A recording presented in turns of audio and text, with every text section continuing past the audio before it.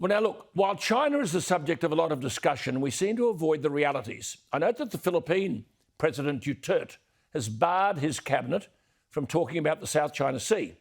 Now, of course, Beijing claims almost the entire South China Sea, maritime waters through which our imported oil must pass, presumably with Chinese permission. But even with the tough Philippine president, don't publicly criticise China, which brings us again to the United States of America and the cognitively deficient President Biden. Reports now that China has imprisoned or detained at least 630 Imam and other Muslim religious figures since 2014 in the Xinjiang region. That's up in the northwest. 18 clerics have died in detention, according to research by the Uyghur Human Rights Project. Now, bear with me. I'll tell you why I'm telling you this.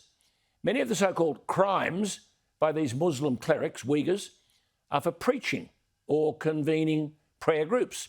Most of these clerics are sent to prison because the Uyghur region in northwest China considers itself autonomous, though the Uyghurs are registered as one of China's 55 officially recognised ethnic minorities.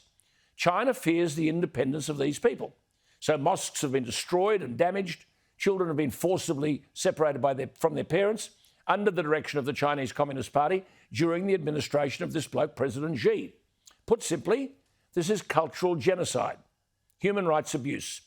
China escapes any sanctions for this. It just denies the allegations, calls it a re-education program to stamp out extremism. Well, now to America.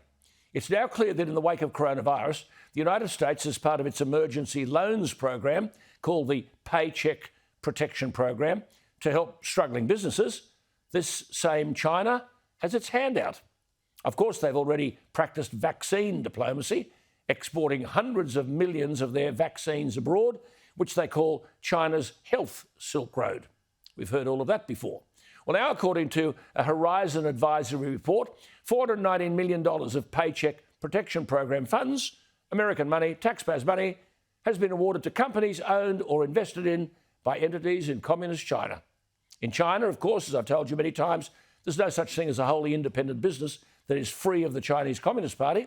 And here we are, hard-earned American taxpayers' money, America, the leader of the free world, tipping money into entities connected to a Chinese dictatorship that rules the South China Sea and commits unspeakable atrocities on an ethnic minority group, the Uyghurs, in northwest China.